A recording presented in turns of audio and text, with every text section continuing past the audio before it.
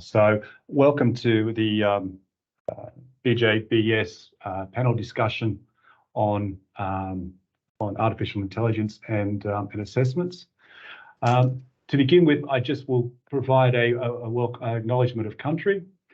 We would like to acknowledge the Wiradjuri, Ngunnawal, Gundungurra and Biripi peoples of Australia, who are the traditional owners and custodians of the lands on which Charles Sturt campuses are located, and pay respect to their elders, both past and present. I'd like to, in a few minutes, we'll have Professor Graham Brown provide a few words of introduction. Just while we're getting Graham over, let me introduce you to the panel. Oh, there you are, Graham. Good to see you. Terrific. Well, I'll just quickly introduce the panel. Graham, then we'll come back and get you to say a few words if that's okay.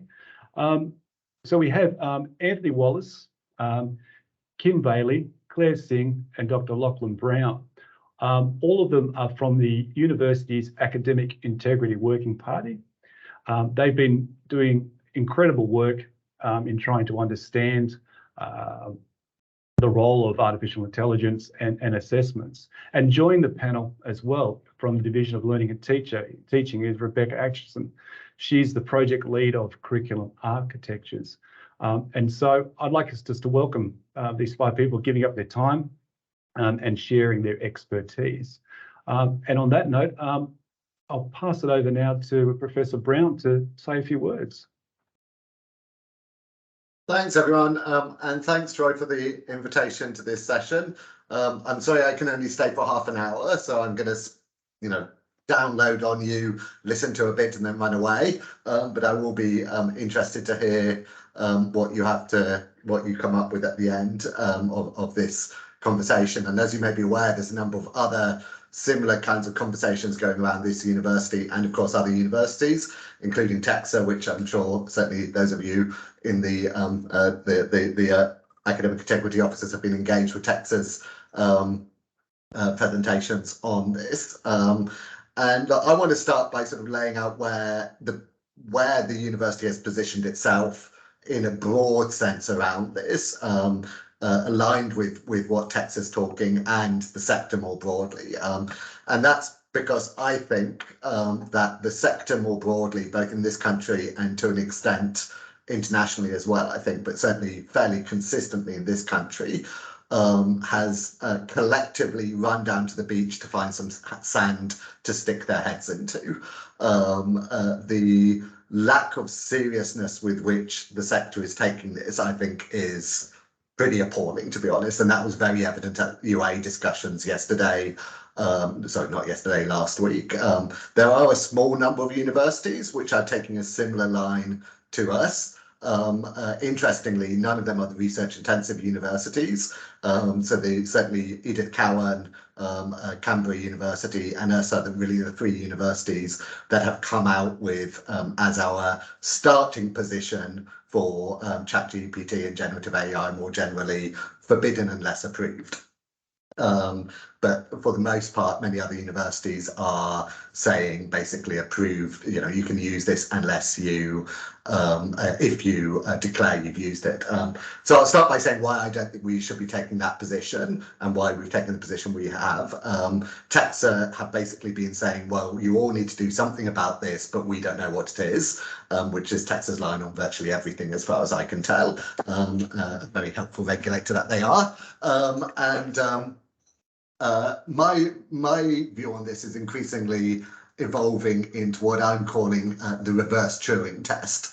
So those of you who know computer science, Alan Turing, just one of the most phenomenal intellects of the 20th century, invented computer science before computers. And back in, I think, the 40s, he came up with a test for whether a computer was intelligent or not. And the test was basically, if you gave the computer a prompt, or if you gave a prompt and a bunch of humans wrote a response and a bunch of computers wrote a response, and you couldn't tell the difference between the two, you couldn't tell which one was written by humans and which ones was written by computers, then the computer was intelligent. And that's pretty much been sort of a standard test within computer science for a long time, sort of theoretical tests that increasingly actually applicable, and I imagine ChatGPT would probably pass the Turing test in lots of areas.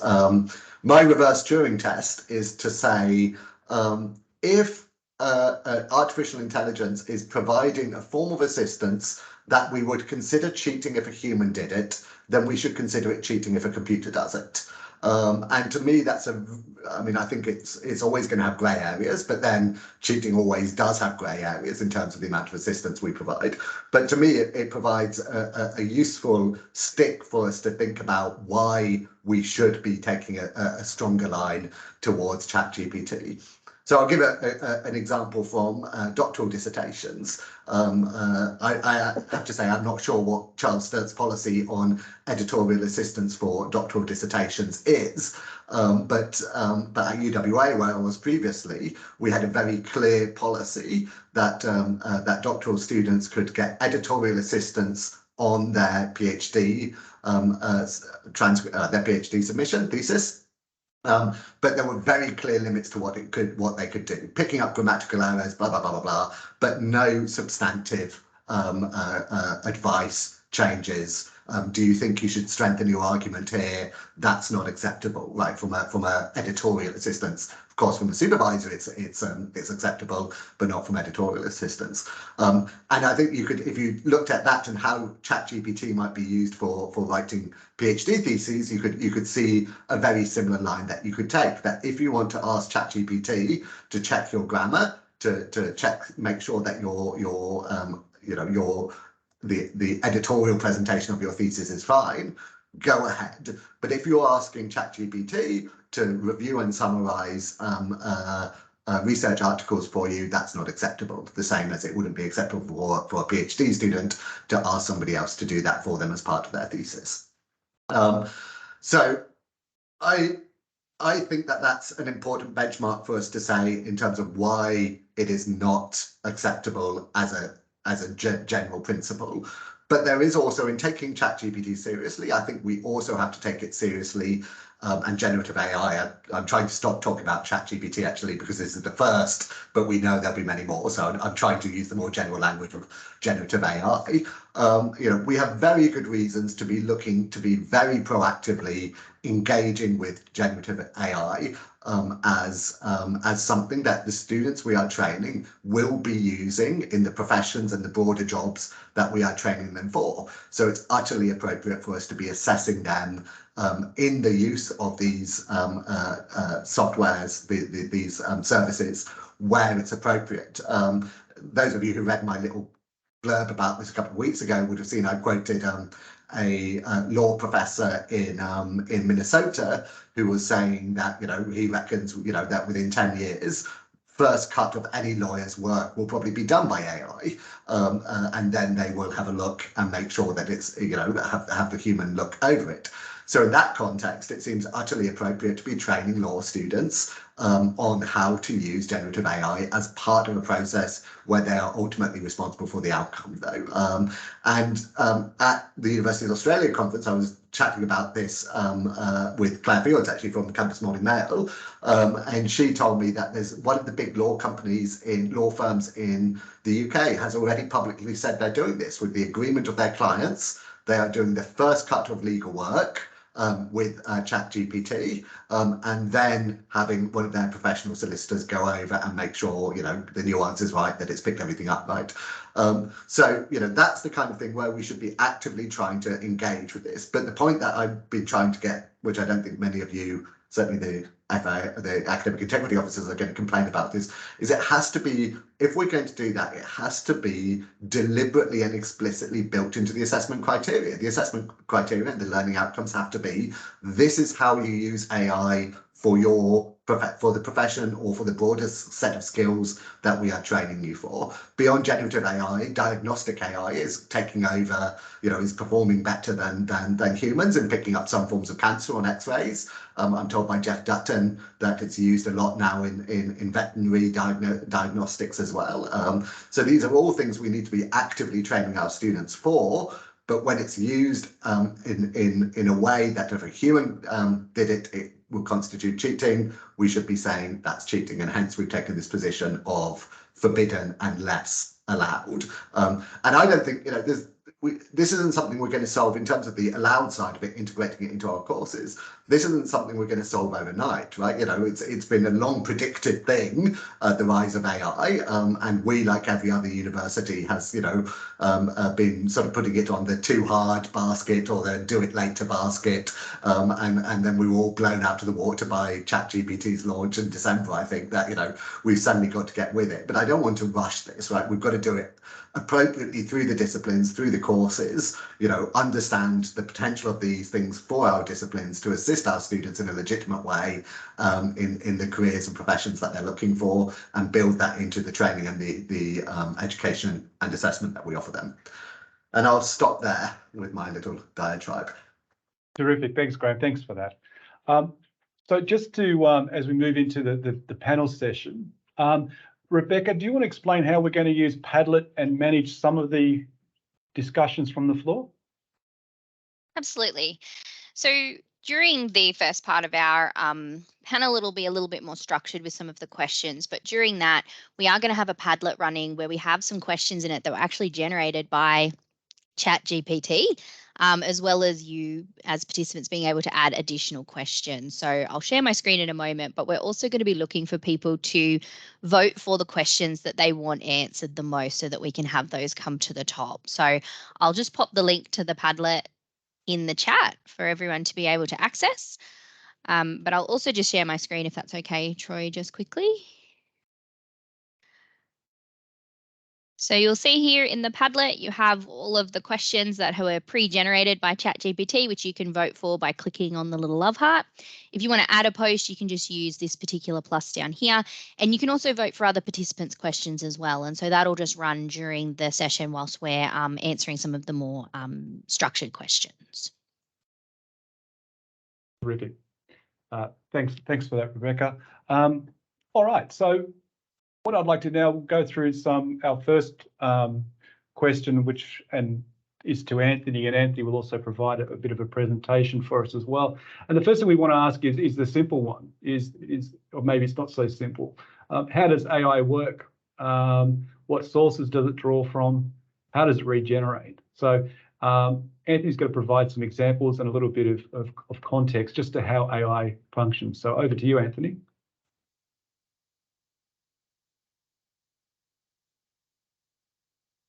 Welcome, everyone. Today I would like to start with some of the basic academic misconduct red flags to look for. Firstly, Google your subject. See what websites come up. I'll bet there will be contract cheating sites that you can look into and see what subject course material and assignments have been uploaded. Oh, and if you are doing oral presentations, make sure you know who is the student.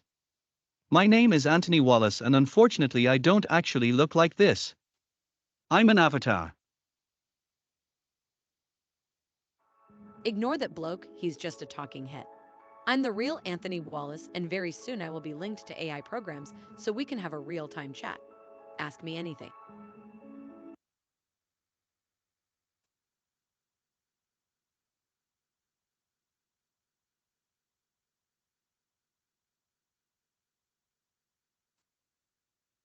I think you're on mute. Yep. Did everyone see that and could hear that? We did. Terrific. Okay. So that was just something that Lachlan Brown had looked at last year, and I just decided to have a look because there was an Australian company that raised about $4.5 million a couple of weeks ago to integrate their talking heads in with ChatGPT. So it's coming very, very soon. To kick off with, so what is ChatGPT and what is generative AI? Specifically, ChatGPT is a prediction based on human data. ChatGPT, or GPT-3, has 175 billion parameters and was trained on 570 gigabytes of text. It can take a lot of information, about 2,000 words at a time. It will attempt to predict what comes next. It's often grammatically correct. It usually sounds plausible, and it might even sound intelligent, but there's no understanding behind it. It might contradict itself from one sentence to another. It's not a coherent entity. It's just a set of predictions. So it will also mimic styles and personalities. If you feed ChatGPT some of your writings, it can learn your style. If you ask it to create a style guide for future outputs, it'll give you the exact words to describe your voice and tone, of which you can then use in prompts to get your exact writing style and avoid generic sounding outputs. The capabilities are increasing very rapidly. Small changes can increase what they can do by a large amount. There's already been, I think, 3 updates to ChatGPT since it was released in the end of November. So an approach to AI that worked last week won't necessarily work this week. We also have warnings. ChatGPT does give out warnings. The big one is probably data, and it does collect data.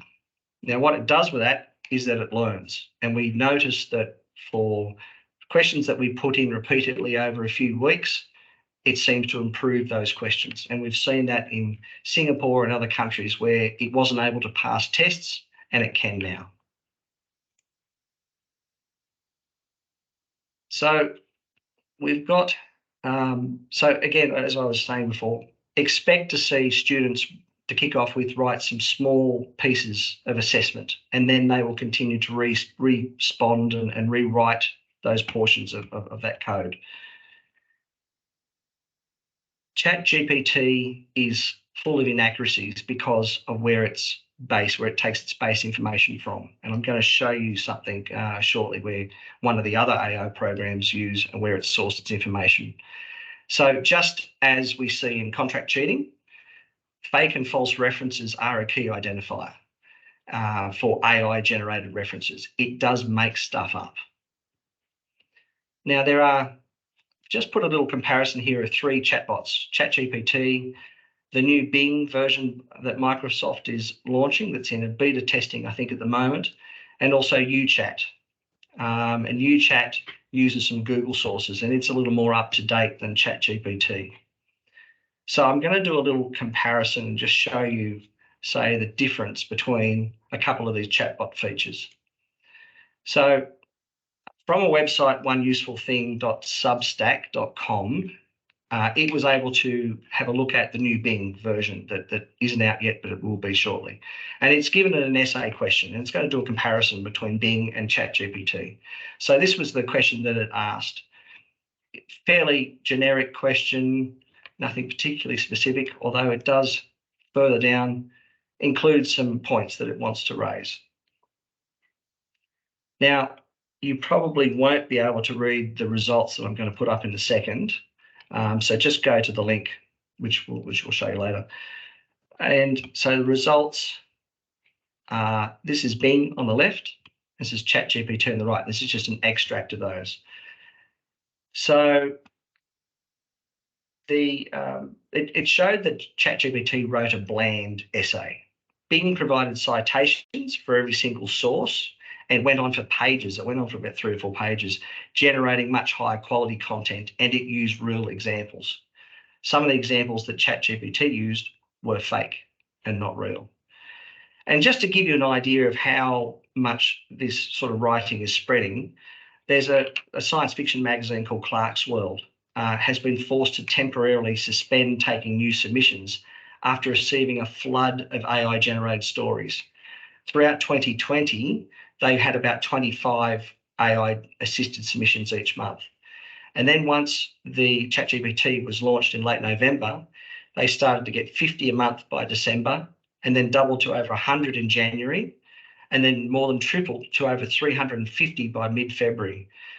They then suspended all new submissions, and they detected 500 by the 20th of February. Reuters reported just a couple of weeks ago that there were over 200 AI-generated ebooks on Amazon's Kindle store as of mid-February. And these were the only ones that actually disclosed OpenAI's ChatGPT as an author or co-author. And the AI-generated material covered everything from fiction, self-help books, and children's illustrated books. But it's much more likely that there's an awful lot more out there that didn't disclose ChatGPT's role, because Amazon doesn't require that information.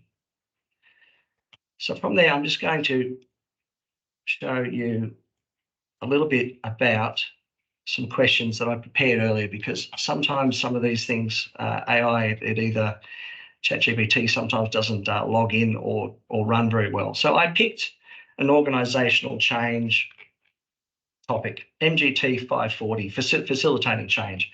And this was the topic question, a Lakeland's Wonders case. And I put in that topic, and it produced an introduction, nature of the change project, reasons for the change, solutions. Okay, that's not bad. It gave some references. That was just based on that broad question. Another thing that we do notice a lot is we do see in conclusion turns up quite a bit. I then said, okay, I'll ask you a series of questions based on the above topic and write approximately 500 words per answer and use APA 7 referencing. It said, yep, no problems, ask me anything. So this was one of the first questions in this assessment. And then it started to produce this content. And again, it's using an in conclusion. Next question, put another one in, asking about McKinsey's 7S framework in this case. So it analysed McKinsey's framework and it put a great deal of information in there. Again, another in conclusion. I also asked it to show some references and recommendations, and it gave me some references and recommendations. And some of the references are legit, but I haven't checked a couple of the others. They just look a little bit interesting, but again, in conclusion, and some more references. I then went over to another chatbot, u.com, put the same question in again. It gave me a much smaller answer. I then said, okay, I'm going to give you the same questions, and it said, yep, no problems. This time with references. The interesting thing, what it did this time, is that it referenced one of the biggest contract cheating and file sharing sites, Course Hero, was the reference that it produced. And again, asked it again with the McKinsey 7S framework. Again, the references it used was from Course Hero. So just popping back to my slide, I then went into Course Hero and had a look, and there's quite a bit of that material for that subject in there, including the case study with the URL to get into the CSU website to have a look at that case study with all the questions, where then those questions were later answered in under there as well. Let me just show you another one, for example. So we can also do a great deal of subjects. We can do something like Java programming. Now let's just have a look and see whether we can get into this. Sometimes it's a bit slow. There was in January about 2.5 billion users. So there's a lot of people on it. It can be a bit slow. So first of all, I asked it, topic, Java programming.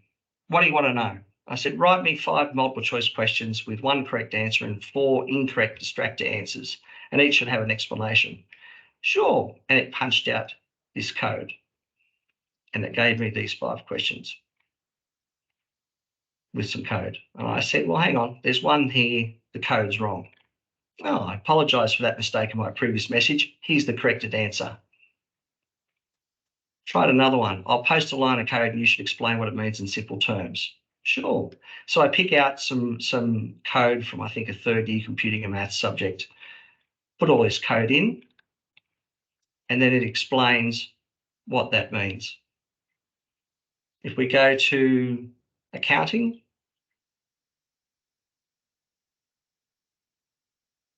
again, it's a bit slow. This is why I prepared some of these earlier, because it's a bit hard to run sometimes. So I said, okay, accounting in a global environment.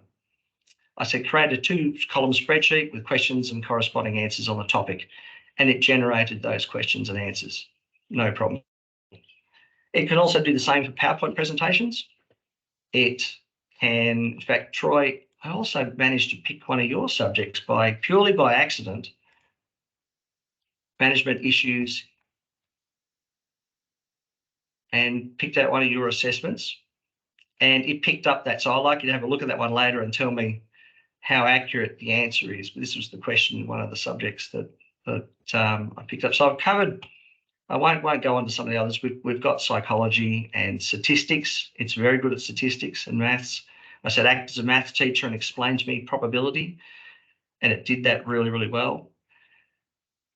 Anyway, there's some answers for that one. And so, Troy, yeah, you can have a look at that one later and tell me whether there's anything that's a problem with that one. So again, look at where the sources are coming from. The sources may be contract cheating sites. We don't know where these generative AI are picking their sources from. Terrific. That's it. Thank you. Thanks, Anthony. So as you were explaining how AI works, we also got to look at, I guess, what we could call some red flags, some things to look at. And at this point, I think I might ask Lachlan, would you like to present some of your findings in regards to what academics should be looking for with respect to AI and assessments? Yeah, thanks, Troy. Hi, everyone. I'm Lachlan from the Faculty of Arts and Education. And yeah, I think it's good to have clarity now, or clarity on the university's position on this. And certainly in our faculty, there are things we want our students to do that we don't want them to outsource to AI. And when they're doing those assessments, if they were to outsource them to another person or a student, that would be ethically problematic. And there's one case I wanted to share with you that's quite recent, and I think it's helpful as a kind of example to show some of the red flags that we saw, or some of our staff saw, and they were able to pass them on to me, and then I was able to have an interview with a student. The subject was EEB 435, which is, I think, Indigenous Australian Studies for Teachers. It's in our teaching program, and the task was that a student had to create a unit of work, a resource list, and do a professional reflection on their learning in Indigenous Australian Studies for Educators. They needed to kind of create the unit of work for the place in which they were located. It may be a school, it may be an area. So this student had to contextualize that for their hometown. I just sent something out to our faculty saying, look, when you are looking at material, if you get things that are extremely vague, that are just that just seem a bit wrong according to what you know about the student, or that act like, I think I said it was a bit like an alpha bro. If you go on a date with an alpha bro and they're just confidently wrong about so many things. If the assessment is confidently wrong, starts hallucinating, then pass it on to us, because that could be a concern. So Lisa Diltree did that from this subject. So I just wanted to share my screen to show you then what we presented to, what we spoke to the student about. So what the student had done for their resource list, which they were meant to come up with, was that they just created a list.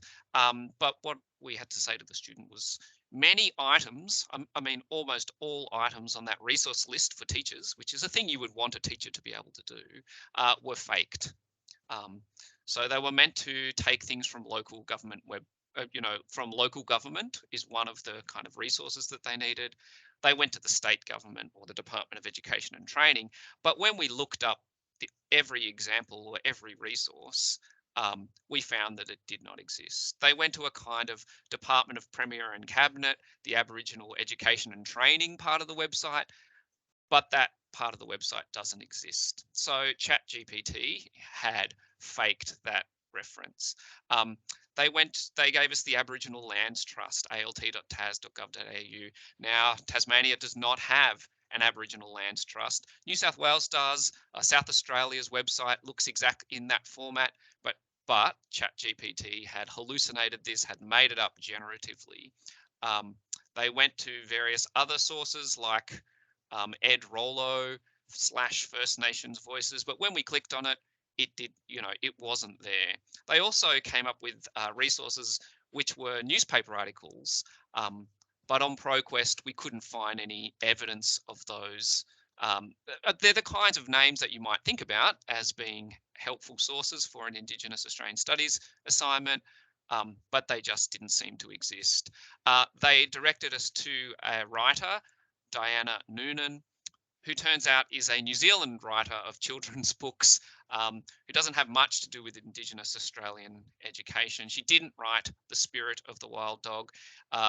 It directed us towards a screenwriter who's written for Blue Heelers, but he did not write The Day the Rainbow Serpent Rode into Town. So what this showed us and what we put to the student was these things can get complicated because we don't know whether a student has used ChatGPT or they've just outsourced it to a contract cheating service, and the contract cheating service has used AI themselves.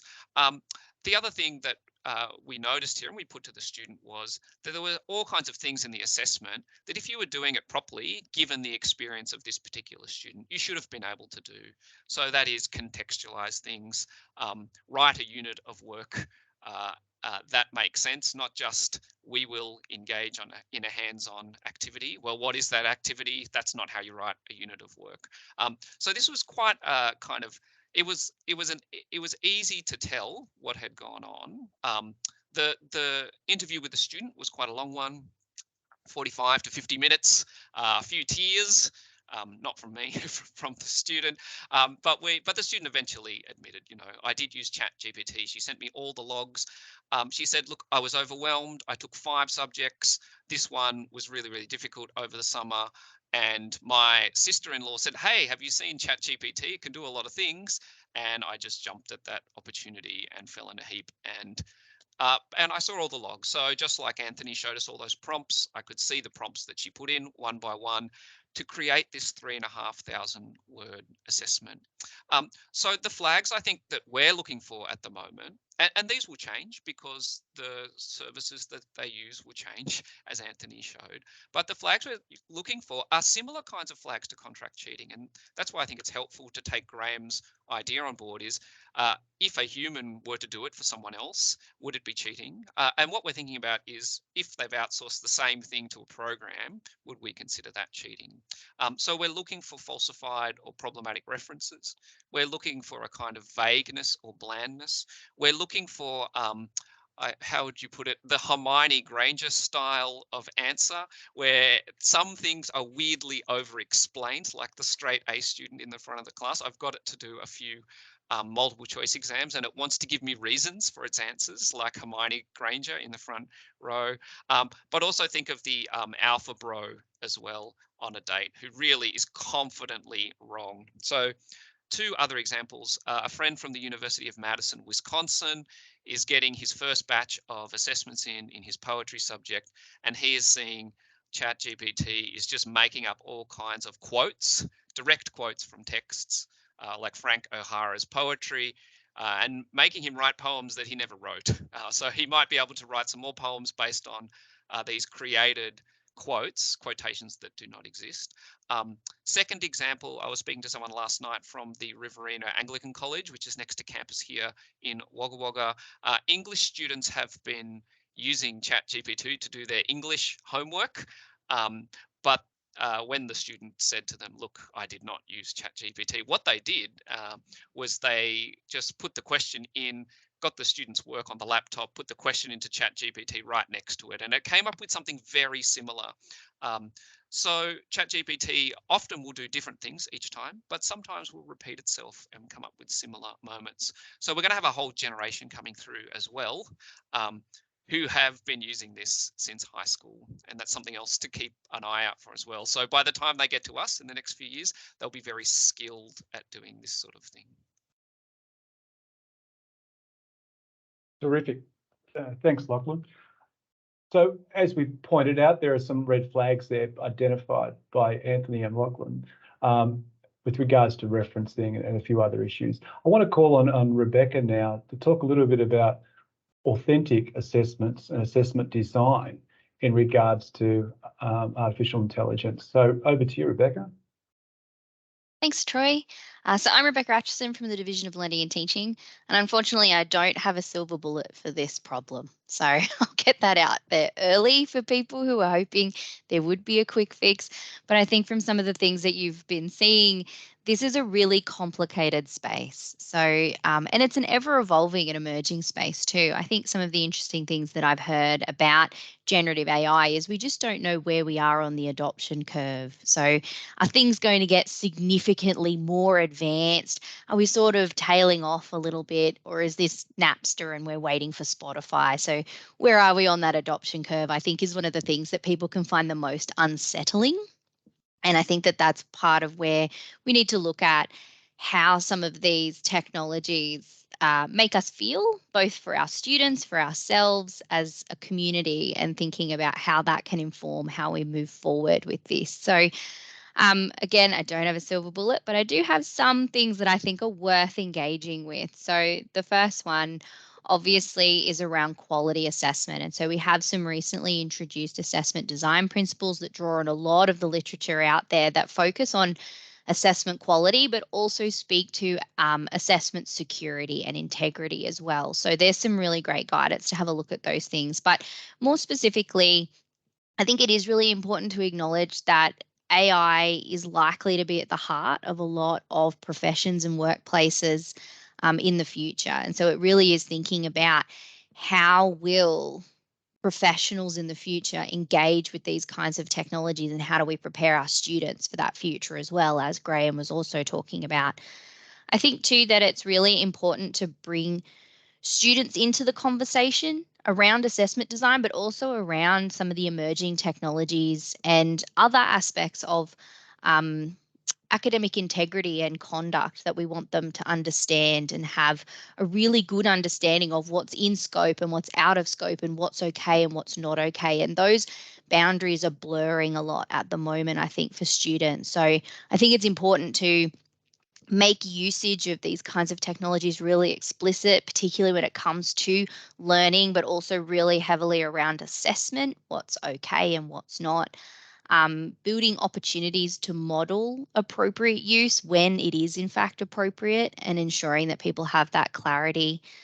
Looking at some of those more human capacities in assessment as well. So we know that generative AI and other technologies can do some things really well. There's also a lot of things it can't do well. And so what are those aspects of it, particularly focusing in on things around having that sort of expertise to critique what it presents you and understanding where it has made an error. As Anthony showed, it didn't get it right, but if you didn't know code, you were going to accept the wrong answer and just move on.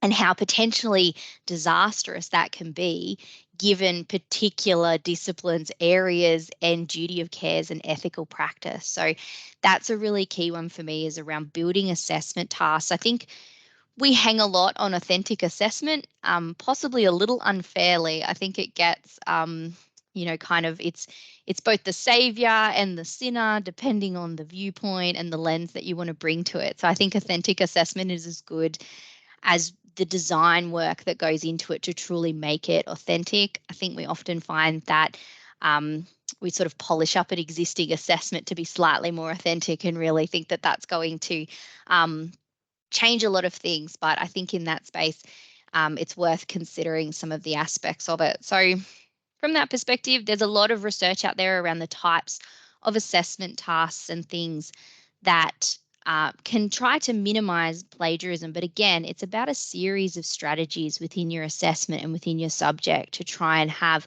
a number of strategies around this. So thinking about utilizing assessment tasks that draw on drafts, that focus more on performance than potentially artifact, that inferences or gives inference towards learning, looking at things that draw on recent events, look at personal experiences and reflection and how we can build that in, as well as focusing on work integrated learning and how we bring those authentic experiences that students have had into that sort of space.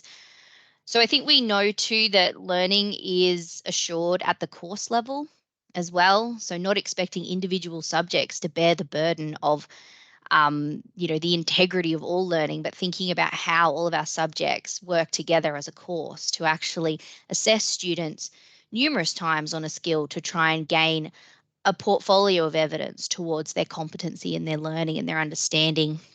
trying to build in more performance-based assessment where you're observing things or where you're seeing drafts or you're engaging in those kinds of learning and teaching experiences around that programmatic assessment, looking at personalized feedback and looking at some of the things that drive our students towards being more likely to engage in cheating behaviours. So it's pretty clear from a lot of the research that students often indicate that when they're dissatisfied with the learning and teaching, they're more likely to cheat. When they experience significant stress around not understanding an assessment, not feeling like they can reach out for help, and also when they feel that the stakes are really high, it can often motivate students towards these kinds of behaviour. So thinking about some of those relational aspects of learning and teaching and how we can encourage students to reach out for help, but also engage in designing assessment that can offset some of these issues and make it so that students are getting good feedback early on, that they're able to build their expertise, that there's different ways that they're being assessed across their course to try and ensure that we have a bit more security around assessment and accreditation. So the other thing too that I think is worth engaging with is when we ask students to reproduce existing knowledge and why we do that, and really targeting in on when that's actually building them towards a higher order thinking task in the future, and when we're really just kind of doing that. So thinking about when they're developing skills, when they're sort of moving towards expertise and really having that programmatic aspect towards that and thinking through when do they really need to actually just reproduce that knowledge, which is obviously the wheelhouse of generative AI. It can do that really, really well. But when we might want to think about some of the aspects that AI can't do. So obviously, employers, there's a lot of data out there. They want graduates who can communicate. They want graduates who can work well in a team. Thinking about how some of those aspects of learning and teaching and also assessment can be integrated into the way that you assess in that course to see if that can also help with some of those assessment security. The only thing I'll really kind of touch on from here is just to say that obviously some of the things that we're talking about have institutional and organisational barriers to them. So I say that knowing that having some of these types of assessment that might be really secure means that they're pedagogically not amazing.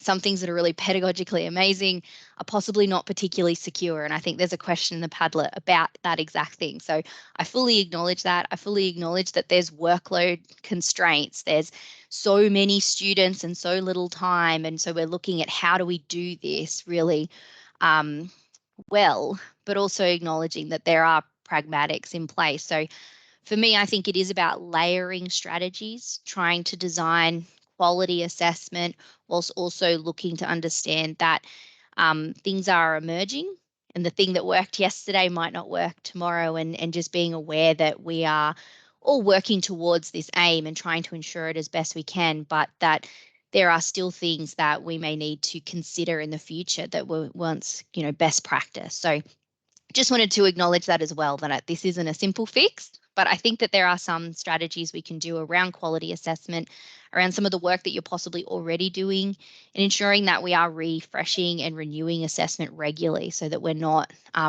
utilising the same assessment task, because as we saw, they're on Course Hero, they're out there. Pretty much the research says if you use a multiple choice quiz, it's burned. You probably shouldn't be reusing it because it is really going to end up in all those spaces. So thinking through some of those aspects. Terrific. Thanks, Rebecca. We're doing pretty good for time. So before I move on to Kim and Claire, I just see a couple of hands up, and the one I see right in front of me is Annabelle. Annabelle, did you have a question or a comment? Yeah, my team's been running quite a few simulations in this area as well, like Anthony has. So I'm in the School of Nursing, Paramedicine, Healthcare Science. We've got about 3,000 students in the Bachelor of Nursing, about 1,000 first years at this point. So the idea of, if I went back and said back to people that they had to look at drafts, I think I would have mass walkout by staff, really, because the sheer numbers. We'll have marking teams of about, in first year we have marking teams between 25 and 30, of which 25 the convener might be the only substantive staff. There might be 2 in a group of 30. But what I found is when I asked it to do some like case study type stuff, it was much better than I thought it was going to be. The answers were right. I didn't ask for references. I wasn't interested at that point. I wanted to understand whether it could analyse what I had asked it to analyse. The problem was it could. I was hoping, because we'd asked for application, I was thinking, righto, it's going to do knowledge. Well, we're not going to get to that. I want it to apply and analyse, and it was actually able to do that much better than I had hoped it would be able to do. And then I thought, here, I'll trick it. I'll ask it to do a reflection of placement. Anyway, no. I mean, they're bland, just like Anthony and Lachlan has said, they're bland.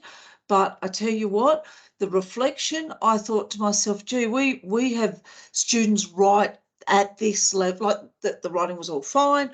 It wasn't particularly deep, but we get in some 18-year-olds who aren't reflective beings much at that point, you know, some others might be. So we're actually, everything I looked at, it could do except one thing. I asked it to do some policy analysis. I asked it to analyse a recent policy, which is in one of our health management and leadership subjects, and it picked American policies. So I didn't ask Australian. Your bright student's going to say Australian policy. That's going to be the thing. But so it was interesting just putting in just what was in the task of the subject outline.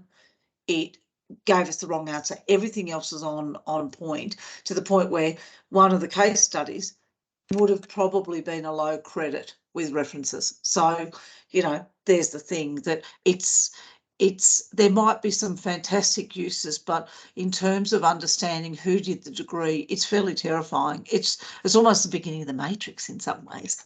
Good. Thanks, Annabelle. Now I'll just take one more from Anwar, and then we'll move on to Kim and Claire. So Anwar, you had a question or a comment? Thanks. I'm coming from the same background because I'm a senior lecturer in School of Computing, and I teach artificial intelligence to my undergraduate and postgraduate student. And we will be integrating the ChatGPT as part of our subject contents as well. So I was attending a similar kind of talk few days back, and that was from Harvard Business School. The professor was saying, like, I won't be exaggerating if I say our whole MBA program is taken over by ChatGPT, because what did they do is, like, they had their final examination questions put to ChatGPT, and then they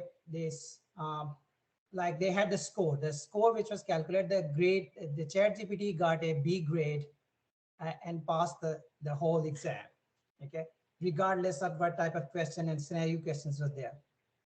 So what was the lesson out of it is, like, yes, like Lachlan has said, like, we have to think about some of the weaknesses of the system and see, like, where are the flags. Yes, we are looking, because I'm following this subject from last 10 years or so, and I know, like, how it gets started 5 years back when the GANs first time came, like, what they initiated the whole conversation about conversation bots and other things. But I think they are getting really strong over time. So within no time, we will get another version. We'll take care of all those things which we think, like, the ChatGPT can't really get it. So what we need to do at the moment is, like, we have to think otherwise. We also have to think smart as an academic, like, and one of the solution is, like, we need to bring student in the loop. Yeah, that's most important thing, because student in the loop is like us, or all of the assessments shouldn't be distant assessments. We should, like, students should come to the classes and explain as part of, we should, based on the interview based assessments, presentation based assessments, like connection based assessment, where the student is actually explaining his own work and saying, like, that's what my work is, and, like, you get a time to evaluate the student work. Like, if the student just do that kind of report based assessment as we been doing from years, I think we have to change, otherwise we won't be able to fix it. Thank you. Perfect, thanks for that, Anwar.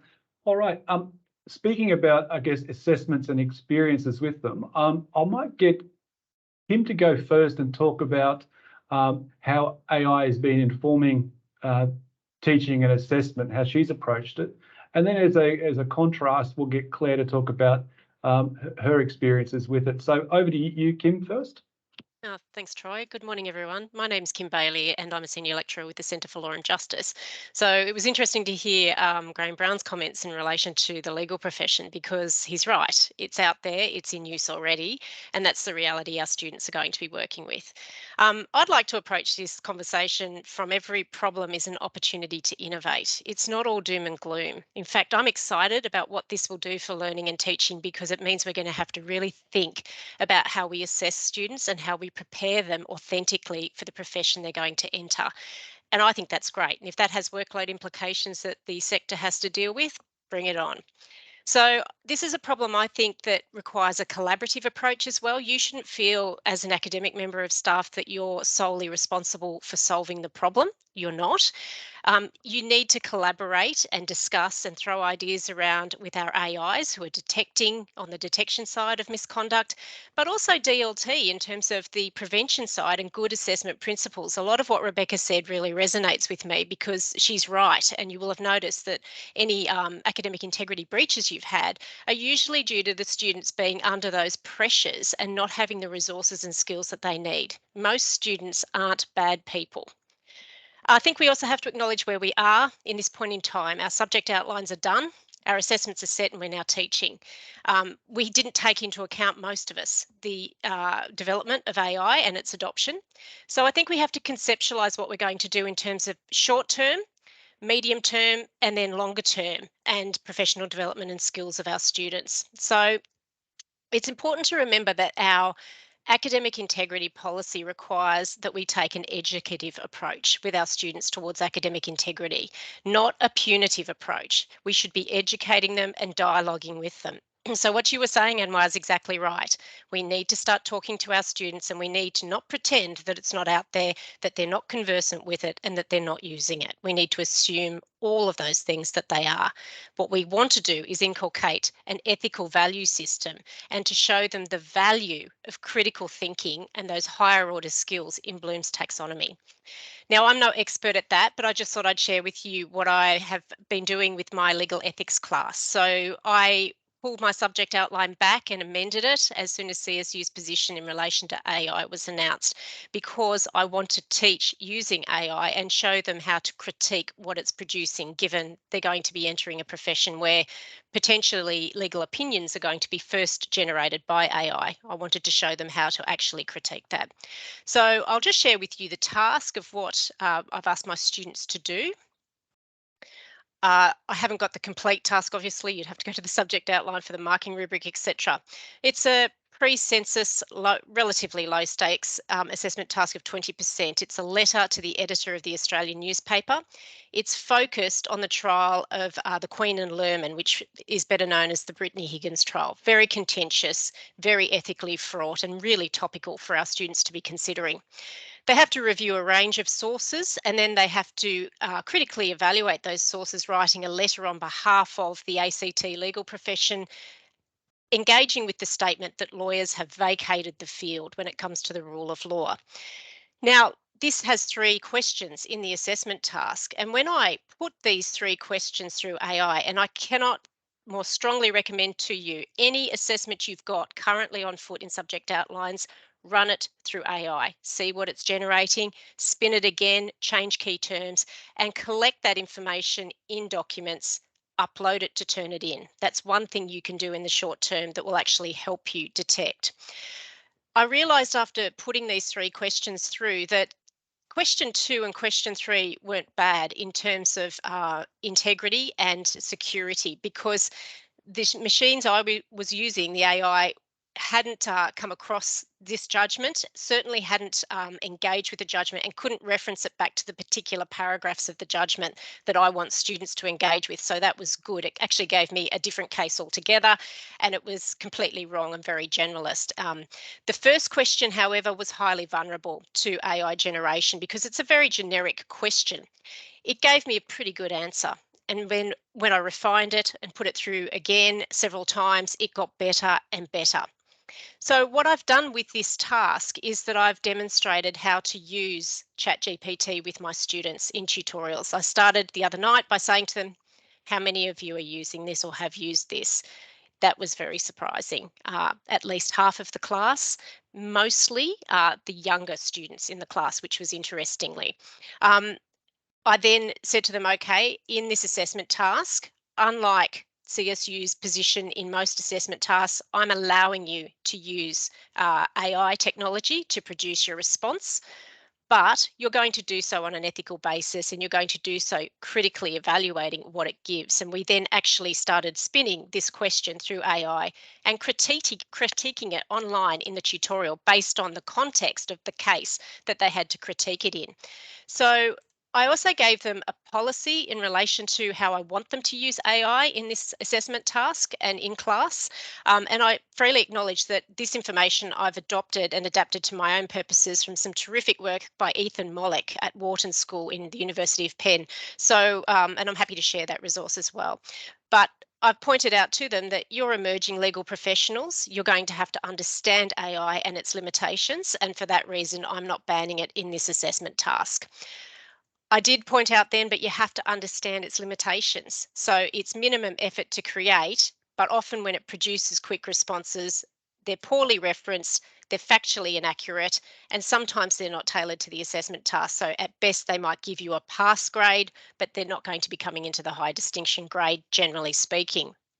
I also pointed out to them not to trust it or its references, and I gave them some examples of where it had produced bogus references and where it had done a pretty poor job actually of contextualizing the question in the way that I wanted it to be. But I think what's more important is that we've started the conversation that you're entering a profession where integrity, critical thinking, making argument and evaluation are hallmark skills of what you have to do in the profession. You're never going to be able to do that if you Google your answers or you run them through AI. You've got to learn to use these tools in a way that might remove writer's block, but that you can then critically evaluate the material. And the way you critically evaluate the material is that you actually have to do the work yourself and understand what the material is, form a view on it, and then interrogate what's actually being generated through AI. So that's basically what I've been doing with my students. I will be certainly looking to work with DLT to refine my assessment principles and incorporate these things in terms of actual assessment outcomes, because that didn't occur this session. But it will be really interesting to see how students go with this, and they've engaged very positively. Terrific. Thanks for that, Kim. And for a different view, I'll call on Claire now to talk about her experience. Hello, my name is Claire Singh and I'm an Academic Integrity Officer for Faculty of Science and Health, but I am also a lecturer in Medical Radiation Science. In English, that means I'm a radiographer by trade. So when our students engage in behaviour that is not ethical, so I'm sort of pinning the same sorts of discussions on my students as Kim is around ethics and proper use of this tool. It's really important because if my students stuff up, someone might actually die. So I'm not using it in assessment because I don't think it's appropriate in this space. We also didn't have the standpoint before I wrote the assessments, but I did decide fairly early on to actually use it in activities. So I'm hoping to sort of embed within my teaching that understanding with students that, yes, and all these things have been spoken about, ChatGPT or any of the regenerative AI tools often tell whoppers. They don't give you accurate references. And so the basic premise of activities is very, very similar to what Kim has already talked about. So I've just got a couple of examples to show you. So it doesn't matter about the details really, but I asked a fairly contemporary question. So should lead shielding be used in patients who are having CT scans when they're pregnant? And I chose that question because I knew that the evidence had fairly recently changed, and I thought that this system may not actually have had access to that information And lo and behold, to the uninitiated, this may all look fairly reasonable, but I'm sort of looking through and going, well, I've never heard of this reference, doesn't mean it's not real, but let's go and check them. So when I actually clicked on the references and the DOIs that were provided, the first one does exist, the other ones do not. So they are completely fabricated, or takes me to a link, but it doesn't correspond to what was seen. This was the really concerning one. So in this case, if the student actually followed what had been provided, it would cause serious harm to the patient. And so in our activities, what I'll be doing is providing students with a question like this, saying, go to ChatGPT, find out what it says, and then use your skills to critically appraise and analyse the accuracy of what has been given to you. In this case, it would have serious ramifications. And so I'm trying to get students to think about that kind of thing and have them recognise when the information is actually quite incorrect. So things that I have used it for, and I'm modelling my behaviour by trying to reference as correctly as I am aware of, the fact that I have used ChatGPT to create scenarios for them. So this is just an example of one of the prompts that I put in, and it spat out pretty good scenarios for my students. And then I thought, well, what if the students just go away and pop that in ChatGPT? Because you need to sort of check what it's saying. And when I did, lo and behold, it came out. It was very basic. It hadn't actually assessed all of the things that I needed it to. To the uninitiated, again, it may read really well, but it doesn't actually cover off on the requirements of what would be needed for a patient with these symptoms. And I think that's a really important learning moment for students when they actually realise, oh, this isn't that good. Where do I get my information from? These hashtags on Twitter. I'm fairly new to Twitter. I just lurk in the background. But all of these hashtags have really good information and have sort of formed some of my viewpoints in this space because it is from all over the world, and obviously people are talking into these hashtags, and there's some really interesting conversation. The third one down in particular, I would highly recommend having a look if you can. So really, in summary from me, I will be using this in activities just to model behaviour around referencing and to show students that, you know, what it's coming up with at the moment is generally not particularly accurate, may read well, but as a practitioner, this is highly inappropriate for you to be relying on that kind of information, and just reinforcing that point. The same with Kim around ethics and integrity when using this kind of system in my activities. Terrific, thanks for that, Claire. Before we open up to some questions, Rebecca, just want to check the Padlet, see if there's anything there that we should respond to. There's a few in the Padlet, Troy, that have some quite high votes. Do you want to take maybe one or two for the panel? Sure. Yeah, just Sure. if you wouldn't mind reading them out for us. No worries. So the first one is a ChatGPT generated one, so I'll be upfront about that.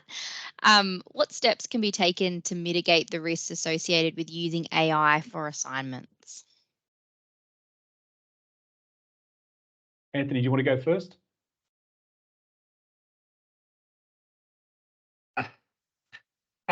That's difficult, but it's got to be something that's, well, quite specific. At the moment, while ChatGPT hasn't been updated and that it's not linking up with things past 2022, you do have that tiny little window of asking it really up-to-date questions, but then you go to something like u.com and it's already linked there, and we're going to get Bing out in the next month. So that window's closing. It's the bland language, it's the even sentence structure that you're using, as I pointed out in those answers as well. In conclusion, it does a lot of basic things and it repeats those over again. It changes week to week, but they're the common things, I suppose. Lachlan, what would you think? Yeah, I was thinking about the novel Clara and the Sun, which has come out which is about a robot who is kind of human. But in one of the most poignant scenes, the robot is trying to walk across a field and then can't do it because there's like small obstacles in the field, and so is floundering. Sometimes, I mean, AI is kind of, it will learn and grow, but sometimes there just needs to be small obstacles in a field to make it a little bit harder for students to put things, and it will flounder. So for example, some of the things that I'd be thinking about would be, instead of saying the case study, which I've written out here, say the case study which I discuss in the lecture, week 2 lecture at the 30-minute mark, that's the one I want you to talk about. So the student has to be like, oh, I've got to go and listen to the lecture to do that. So just integrating things in with your subject. They're just small things you can do now at this point to think about kind of stopping that robot from getting across the field. Another thing you might want to think about would be, does this need to be a textual task? So does the whole question need to come in text, and does the whole answer need to come in text? Would it be better if a student could talk to me, could create a 5-minute video of their reflection, could do something? I mean, they could still outsource it to ChatGPT and read it out. But non-textual things at the moment, I mean, people, as Anthony showed, can do all kinds of AI things, but they might be that little obstacle in the field that the robot can't get over as we stand. One other thing that I'd be thinking about for mitigation would just be kind of what I would say is just talking to your students about why it's important to you to have this aspect of your task done by them and not a machine. So in this task, I'd really love you to write, because writing and written communication is so important for your role in X profession. And that's something we love to train you. I know it's hard, but we'd love to train you in that and to see how you can do that. If you outsource it, you won't learn to do that. And lastly, I've spoken to our faculty about what we've called the synchronous moment. So across the scope of your subject, is there a moment where your student does need to stand beside their assessment in a synchronous way? That doesn't mean that they're doing an invigilated exam necessarily, but is there some moment where the artifact that they're creating, they have to be next to? Is it some interview with them about that? Is it a showcase of student work? Is it them having to explain to their peers what they've done now? All of those things can be faked. They're not 100% secure, but that synchronous moment is a kind of another little ethical barrier, because you've got to stand next to your work. And is it going to be like Weekend at Bernie's, where you just got this corpse and you're trying to kind of make it sing? And if ChatGPT's done your work, then it's a bit awkward for you to have to kind of make the corpse sing. But if you've done it yourself, I think you can have some pride in that, and there's a bit more authenticity there. So think about, that's what I'd be saying, think about where is that synchronous moment for me in my teaching. Terrific. Kim? Yeah, look, the question in relation to what can you do now, given your subject outlines are out already and we haven't designed assessment, most of us, with this in mind, there's 3 things that come to mind in the short term. The first one is start using the tool, look under the hood and understand how it works in your subject area. That's really critical. At the moment, the accounts are free, so play around with it, put your tasks through it, and then take that text and upload it to Turnitin, because that gives you a fighting chance of it pinging against the task that you've uploaded. It won't always, because it regenerates, but it is one opportunity. We said a lot today about talking to your students. Ask them how many of them are using it and familiar with it. How do they use it? And then have a discussion about that in terms of an ethical context of the profession they're entering. I'm sure ethics are not just exclusive to the legal profession. Every profession needs to stand by its work or its diagnosis or whatever it is, and there can be significant ramifications. At least we don't kill people like they do in yours, Claire. But start that dialogue and that conversation with students, and that will help win hearts and minds as to why being an ethical actor is important. And the third thing you can do is actually have them start practicing their writing in class and dissecting that against AI and showing them that they can do better and that they can interrogate answers, and actually showing them that, okay, it's a tool, but it's like Googling answers. It's not always going to give me exactly what I want. Terrific, thanks. Rebecca? I just really want to echo some of the things that Lachlan and Kim have said, and no doubt a lot of the panel probably agrees with, is that I think it is about supporting your students to really understand what is okay when it comes to using these tools and what's not. And I think too, reinforcing that line that's been drawn within the rationale of the assessments that you have. Every assessment that's in our subject should have a purpose, it should have a reason, and ideally it should be connected to those bigger lifelong learning approaches. It should be connected to emerging professional identity. It should be, looking at that whole transforming society, pushing things forward, being innovative, and looking around those kinds of aspects, or building students to those points. So inviting them into the design, the rationale for why these assessments are the way they are, and why it is in scope or out of scope or sort of mid-scope for generative AI to be a part of the equation, I think allows students to be more savvy in the way that they're going about this, and understanding and not inadvertently crossing any lines or doing things that they just simply didn't understand, which is really common around academic integrity breaches, is that students just didn't know what was okay, what was kosher, what wasn't. Great. Thanks, Rebecca. And Claire. Yeah, just my last little bit on top of what everyone else has said, and I completely agree with, is that even before ChatGPT, something that I began embedding into my own assessments, and this works particularly well, I would think, for any health science students, is actually having them showing me the process that they've undergone to get their information. So, for example, at the moment, I have students going off and doing a literature search of current evidence, but it's not that simple. They actually have to provide screenshots of how they approached their clinical question, what their research framework was, which databases they're accessing. So they essentially have to give me a Prisma flowchart and screenshot so I can see that, this is a genuine piece of work as far as possible. And it just makes it a little bit harder to shove through any software like ChatGPT, because it can't just spit those things out. It's an actual screenshot with date and time at the bottom. Terrific. All right. Thanks, Claire. At this point, what we might do is, if there's a couple of questions from the floor, I'll do my best. I probably won't get to answer all of them, but if you just raise your hand, I'll try my best to identify you, and you're welcome to ask some questions of the panel or make any comments. Give that, see if anyone comes forward.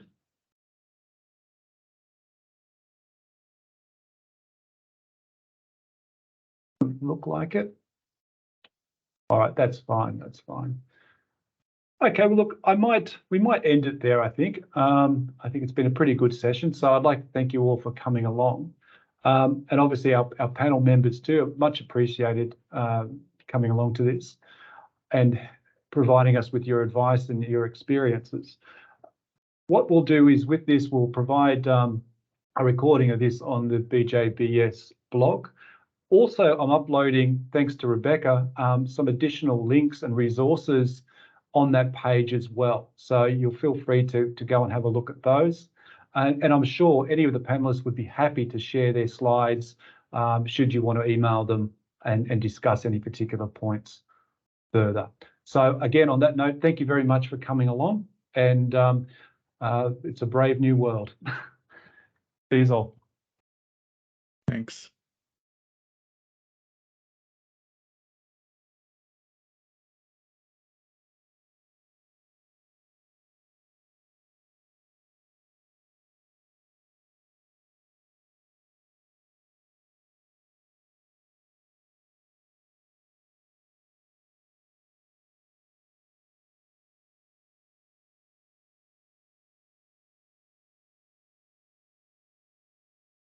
That went well. Yeah, good. It's interesting. Hey, Lisa. Yeah. Hi, Kim. Nice to see you. Likewise. I'll see you at 1 at the